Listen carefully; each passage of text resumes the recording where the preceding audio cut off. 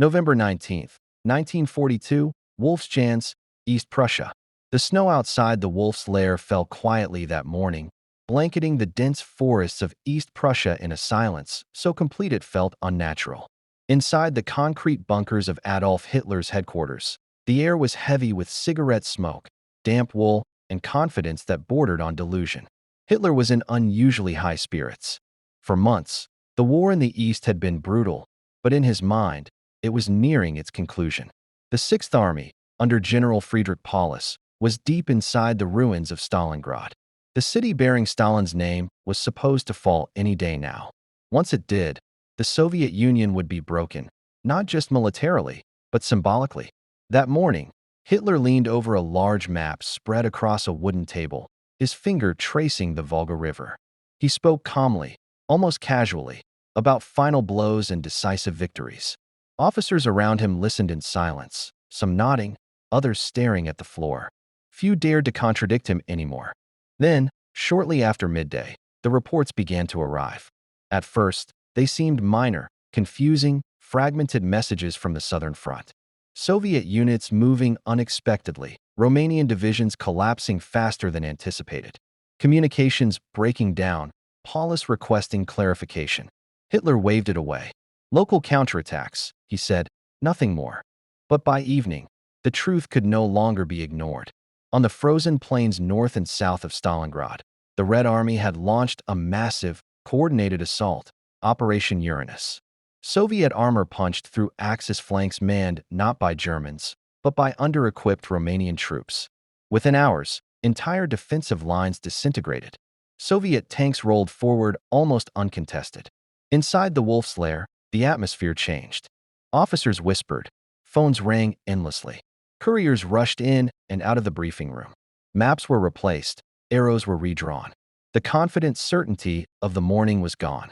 Hitler stood rigid, staring at the map now marked with alarming Soviet advances. His jaw tightened. His hands trembled slightly, though he tried to hide it by clasping them behind his back. By nightfall, the unthinkable had happened. The Sixth Army, over 250,000 men, was in danger of being surrounded. This was not supposed to happen. Stalingrad was meant to be a triumph. A final, crushing victory that would secure Germany's Eastern Empire and free forces for other fronts. Still, he refused to accept it. When Paulus requested permission to break out while escape was still possible, Hitler's response was immediate and absolute. The Sixth Army will stand fast. No admission of failure. Hitler. Retreat was not strategy, it was weakness. And weakness, in his worldview, destroyed empires. What Hitler could not, or would not, see was that the war had quietly shifted beneath his feet. The Red Army he once dismissed as inferior had learned, adapted, and hardened. Soviet factories beyond the Urals were producing tanks faster than Germany could destroy them. Manpower losses that would cripple any Western army were being absorbed and replaced. And now, in the snowbound ruins of Stalingrad, the German war machine was about to be tested in a way it never had before. As midnight passed, Hitler remained awake in his bunker, pacing alone. Outside, the forest was silent. On the Eastern Front, however, tens of thousands of men were already fighting for survival, unaware that they had just become prisoners of a decision made hundreds of miles away. This was not yet the moment Hitler accepted defeat, but it was the moment the war stopped obeying him. The encirclement closed with brutal speed.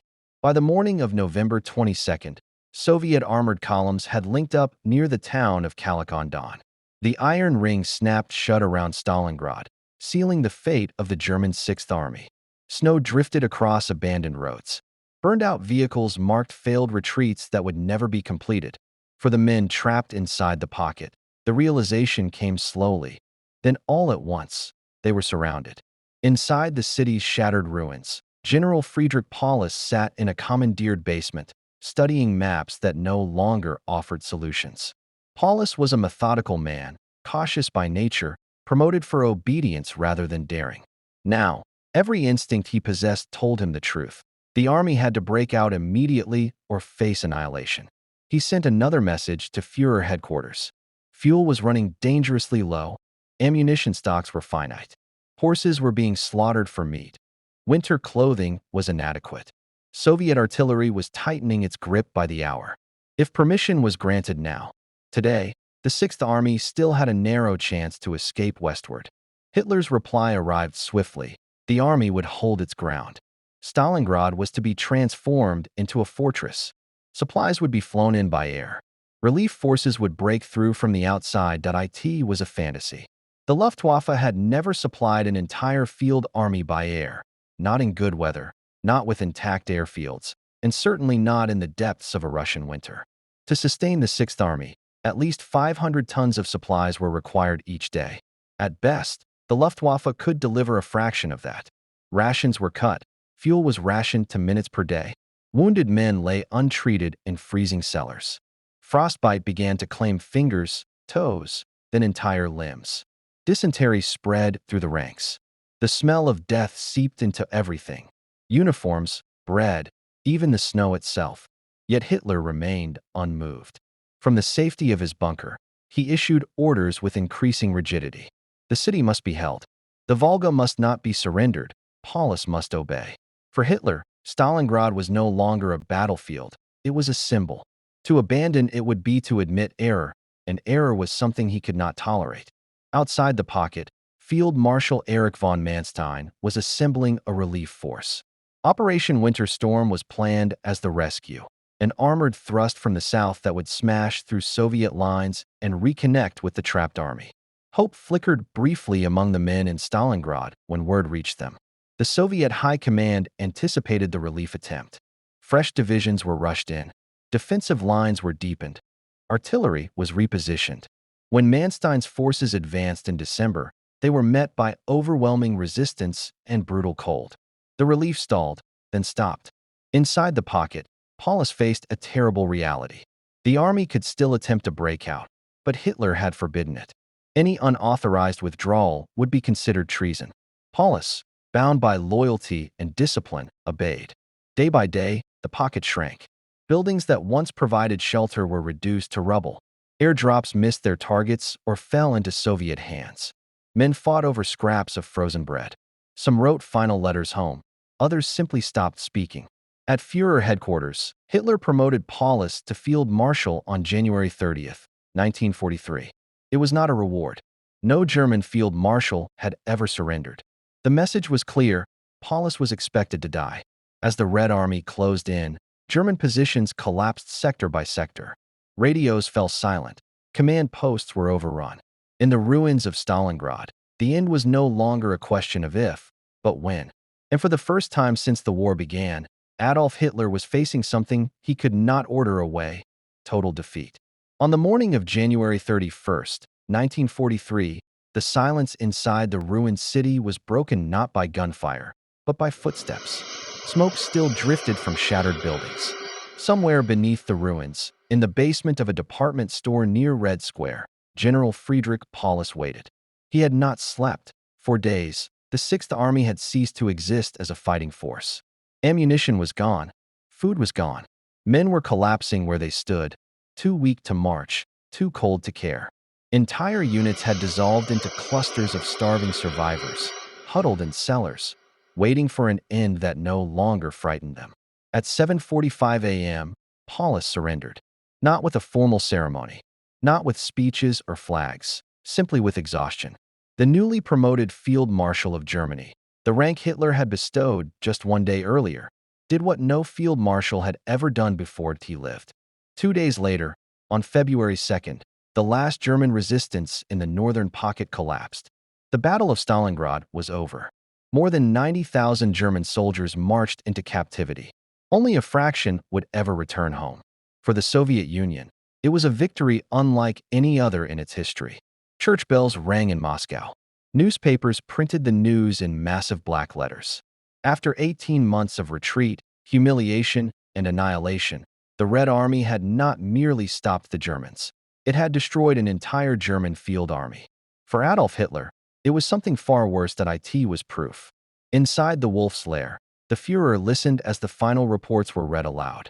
The Sixth Army annihilated, Paulus captured, Stalingrad lost. Witnesses later recalled that Hitler did not explode in rage. He did not shout that he simply withdrew. He blamed everyone but himself. The generals had failed him. The Luftwaffe had failed him. Allies had failed him. Fate itself had failed him. From that moment on, Hitler's grip on reality tightened into something rigid and unbreakable. Stalingrad did not make him cautious, that it made him absolute. He no longer trusted his commanders. Strategic flexibility vanished. Retreat became a forbidden word. The German army, once defined by movement and adaptability, would now fight where it stood, no matter the cost. Meanwhile, the consequences of Stalingrad rippled outward. Across occupied Europe, resistance movements took heart. In Allied capitals, planners saw proof that Germany could be beaten on land. Neutral nations recalculated. Axis allies began to doubt.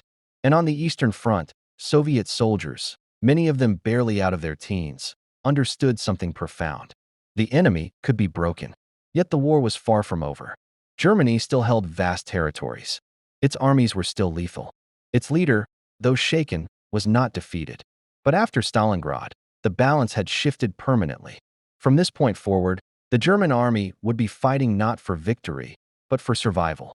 March 1943 arrived not with renewal, but with reckoning. Across the Eastern Front, the snow began to melt, revealing fields churned into mud and littered with the wreckage of a shattered winter campaign. The German army was no longer advancing. It was consolidating, patching holes, rebuilding shattered divisions, and quietly confronting a reality that few dared to voice aloud. Stalingrad had not been an isolated disaster. It had exposed a deeper truth. Germany no longer controlled the tempo of the war. His days were spent poring over maps, his nights consumed by monologues delivered to silent rooms. The confidence of 1941 was gone, replaced by suspicion and obsession. Generals who once argued strategy were now summoned only to receive instructions, precise, inflexible, and often catastrophic. Yet Hitler was determined to reclaim initiative. The answer, he believed, lay near the city of Kursk. There, the front line bulged outward into a massive Soviet salient, nearly 150 miles wide, packed with Red Army divisions. To Hitler, it looked like an opportunity. If German forces could strike simultaneously from north and south, they could encircle and destroy Soviet troops on a scale even greater than Stalingrad. The plan was named Operation Citadel. Many German commanders urged caution. The Red Army had grown stronger. Intelligence suggested the Soviets were expecting an attack. Time favored the enemy, not Germany. But Hitler overruled them all. He delayed the offensive repeatedly, waiting for new weapons, the Panther tank, the Tiger heavy tank, to arrive in sufficient numbers. Each delay gave the Soviets exactly what they needed: time. Using thousands of civilians and soldiers, the Red Army constructed the deepest defensive system ever seen in warfare. Minefields layered upon minefields, trenches upon trenches, anti-tank ditches, up to 5 kilometers deep, designed to halt the formidable German armor. Anti-tank guns were concealed with ruthless precision in interlocking fields of fire. When summer arrived, the Kursk salient was no longer a weak point. It was a fortress. On July 5, 1943, the German attack began. At dawn, artillery thundered across the plains. It was the largest armored offensive in history, and it quickly became clear that something was wrong. German units advanced only yards at a time. Mines crippled tanks before they ever reached Soviet lines. Anti-tank guns destroyed vehicles with methodical efficiency. Soviet reserves counterattacked relentlessly, absorbing losses that would have broken any other army. Hitler monitored the battle obsessively. Reports reached him daily: casualties mounting, progress slowing, objectives slipping away. Yet still, he refused to halt the offensive. He believed victory was just one push away. It always was. Allied forces had landed in Sicily. Suddenly, Germany faced a new crisis. Italy teetered on collapse. Resources were needed elsewhere. For the first time, Hitler was forced to choose between fronts. On July 13th, he ordered Operation Citadel terminated. The decision came too late. The Germans had failed to break through. The Red Army immediately launched massive counteroffensives, Operation Kutuzov and Operation Rumiantsev, driving German forces back with unstoppable momentum. Entire cities were liberated. German divisions retreated in disarray. Kursk was not just a defeat. It was the end. From that point forward, The Wehrmacht would never again launch a major strategic offensive in the east. The Red Army seized permanent initiative, advancing westward in an unbroken series of operations that would carry it all the way to Berlin. For Hitler, the implications were devastating. He responded not with adaptation, but with control. He centralized command further, interfering down to divisional movements. He dismissed experienced generals. He demanded absolute obedience, punishing withdrawal even when it saved lives. The German army became trapped by its own orders. Men were ordered to hold positions that could not be held. Cities were declared fortresses and abandoned only after being reduced to rubble. Losses mounted, irreplaceable losses, and yet Hitler still believed in the idea that endurance alone could reverse the tide. The balance of power had shifted decisively, and Germany was now fighting against time, resources, and reality itself. Stalingrad had broken the myth. Kursk had broken the machine. What remained was a long, brutal retreat, and a leader increasingly detached from the world his decisions were destroying. June 6, 1944 began before dawn, under low clouds and rough seas. Along the coast of Normandy, German sentries stared into the darkness, straining to distinguish waves from shadows. For months, they had been told the invasion would come at Pas de Calais. Intelligence reports, intercepted messages, even Allied deception reinforced the belief. Normandy, they were assured, was a diversion at best. In his mountain retreat at Berghof, Adolf Hitler slept. When the first reports arrived shortly after midnight, paratroopers dropping behind German lines, officers hesitated to wake him. Protocol mattered. No one wanted to be responsible for disturbing the Führer unnecessarily. Hours passed as Allied forces poured into France. By the time Hitler was informed, history was already unfolding without him. On the beaches, Allied troops stormed ashore under withering fire. At Omaha, men drowned beneath the weight of their gear. At Utah, British and Canadian beaches, units fought through mines and machine gun nests. The cost was horrific, but the landings held. German commanders on the ground begged for permission to deploy armored reserves. Hitler insisted the invasion might still be a feint. He refused to release panzer divisions without absolute certainty. Even as evidence mounted, thousands of ships, relentless air cover, expanding beachheads, he clung to doubt. By the time permission was finally granted, it was too late. Allied air power dominated the skies. German tanks moved only at night, hunted relentlessly by fighter bombers. Supply lines were shattered. Roads became death traps. The defenders of Normandy fought with courage, but courage could not compensate for overwhelming force and delayed decisions. Within weeks, the Allies broke out of the beachhead. Paris would be liberated by August. For Germany, the Western Front had returned, stronger, better equipped, and determined. And still, Hitler refused to bend. He ordered counterattacks that bled his remaining armored strength. He demanded cities be held at all costs. Retreat remained forbidden. Each decision sacrificed men for time that could not be recovered. Inside Germany, the war was now impossible to ignore. Allied bombers roared overhead day and night. Cities burned, factories collapsed. Faith in victory eroded, replaced by exhaustion and fear. On July 20th, 1944, that fear reached Hitler's inner circle. A bomb exploded inside the Wolf's lair during a military briefing. The blast tore through the room, killing 4 men. Hitler survived, battered but alive. Hitler emerged transformed, physically weakened, mentally hardened. He saw betrayal everywhere. Thousands were arrested. Executions followed. Officers were humiliated, tortured, hanged with piano wire. Any remaining trust between Hitler and the German military died that day. From then on, the war became deeply personal. He fought against fate itself. On both fronts, German armies were now retreating. In the east, the Red Army surged forward in Operation Bagration, annihilating Army Group Center. In the west, Allied forces raced across France. And yet, Hitler refused to acknowledge what was obvious to everyone else. Germany was losing, not because of betrayal, not because of lack of courage. What remained was not a strategy for victory, but a desperate struggle to delay the inevitable. And delay, in the end, would only increase the cost. By the winter of 1944, Germany was bleeding from every direction. In the west, Allied armies pressed steadily toward the Rhine. Fuel was scarce, aircraft were grounded. Divisions existed mostly on paper.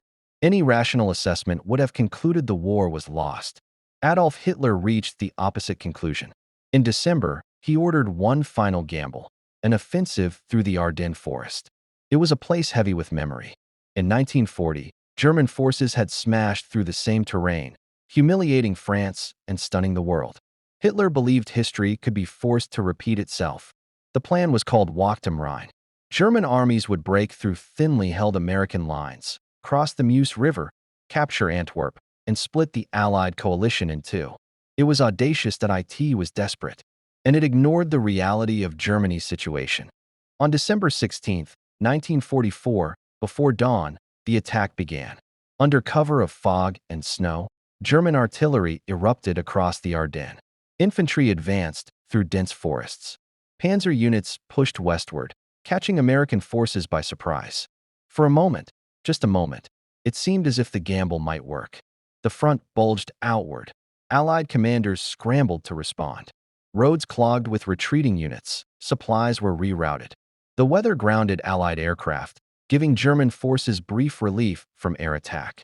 Hitler was elated that he spoke of destiny. A Voldata victory rested from the jaws of defeat. But the offensive was built on illusion. Fuel shortages crippled the advance. When the skies cleared, Allied air power returned with devastating effect. By January, the offensive collapsed. German losses were catastrophic and irreplaceable.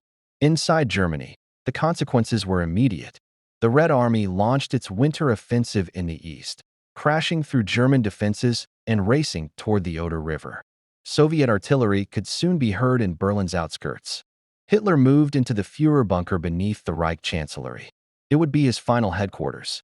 Underground, cut off from the world, he clung to maps and reports that no longer reflected reality. He spoke of phantom armies, of divisions that existed only in his imagination. He ordered counterattacks by units that had already been destroyed. His generals watched in silence. Some wept, others simply obeyed. Germany itself was disintegrating. Cities lay in ruins. Children were conscripted. Old men were handed rifles. The Volkssturm, Germany's last desperate militia, was formed, a symbol not of resistance, but of collapse. Yet Hitler would not yield. To surrender was to admit failure. To admit failure was impossible. And so the war continued, not for victory, not even for survival, but for ideology and pride, at a cost paid by millions who no longer believed in either. As the front lines closed in, Berlin became the final stage. The end was approaching. Not as a sudden catastrophe, but as an unavoidable conclusion, written in ruins, blood, and silence. April arrived in Berlin with the sound of artillery.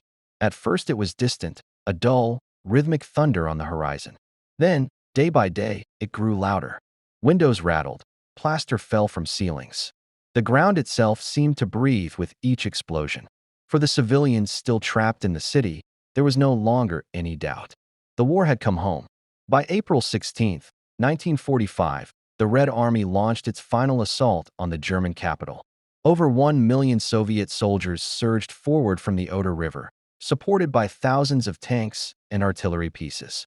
The night sky burned as searchlights pierced the darkness, illuminating advancing troops in an eerie, artificial dawn. Berlin's defenses were a patchwork of desperation. Regular army units were shattered. The Waffen-SS fought fanatically in isolated pockets. Teenagers from the Hitler Youth manned anti-tank weapons at street corners. Elderly men of the Volkssturm stood guard with rifles older than they were. And beneath it all, Adolf Hitler remained underground. In the Führerbunker, time blurred. Days were measured not by sunlight, but by briefings and bombardments. Hitler's health deteriorated rapidly. His hands shook uncontrollably. His back was stooped. The man who once dominated Europe now struggled to walk across a room. Yet his mind remained locked in defiance. He issued orders for counterattacks that could not be executed. He spoke of relief armies that would never arrive. Anyone who suggested surrender was dismissed, or worse. Those around him watched as reality and belief drifted further apart. On April 22nd, during a military briefing, the illusion finally collapsed. When informed that a non-existent army group would not be able to carry out his orders, Hitler erupted.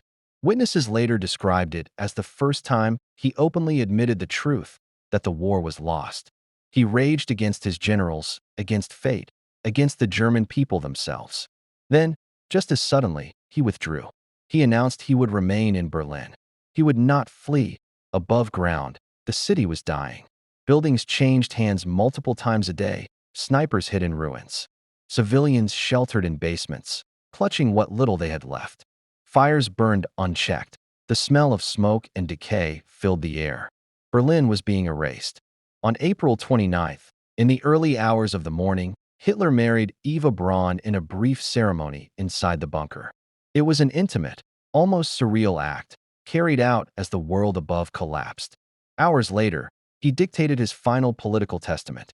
He blamed the Jews that he blamed his enemies. He blamed betrayal that he did not apologize. Outside, Soviet forces reached the Reichstag. The symbol of German power was under assault. Inside the bunker, the end was no longer abstract. It was immediate. The walls shook constantly. Supplies were nearly gone. Escape was impossible. Hitler's final decision remained, not whether Germany would survive, but how he would face its destruction. April 30th, 1945, dawned gray and cold over Berlin. Above ground, the city was unrecognizable, streets reduced to rubble, buildings gutted by fire, the air thick with smoke and dust. Soviet artillery fired almost continuously now, shells landing within a few hundred meters of the Reich Chancellery. The war was no longer approaching. It was here. Inside the Führerbunker, Adolf Hitler ate his final meal. It was simple. Pasta, prepared by his cook, tasted by a taster for poison. He spoke little. Those present later recalled an eerie calm, as if the frantic urgency of the previous weeks had drained away, leaving only resignation. He shook hands with members of his staff, thanking them for their loyalty. Some wept.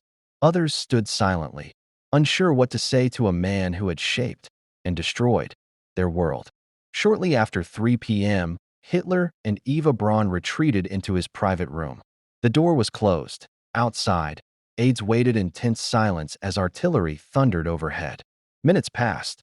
Then came the sound. A single gunshot. When the door was opened, Adolf Hitler lay slumped on a sofa, a pistol in his hand.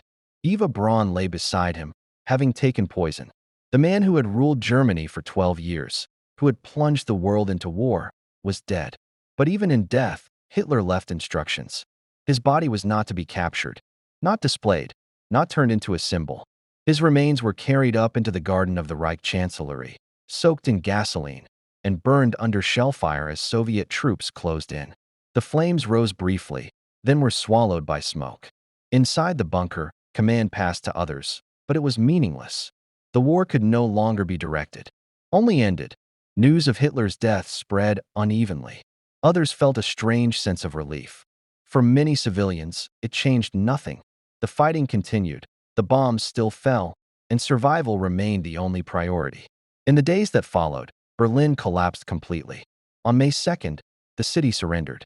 Across Germany, resistance unraveled. Units laid down their arms. White flags appeared in windows. The Reich that had promised 1,000 years had lasted barely 12. Yet, even with Hitler gone, the consequences of his decisions remained. Europe lay in ruins. Millions were dead. Entire nations had been shattered. The camps, liberated by advancing armies, revealed horrors beyond comprehension. The war was ending. But its meaning and its cost were only beginning to be understood. What remained was one final chapter, not of battle, but of reckoning. Germany did not celebrate.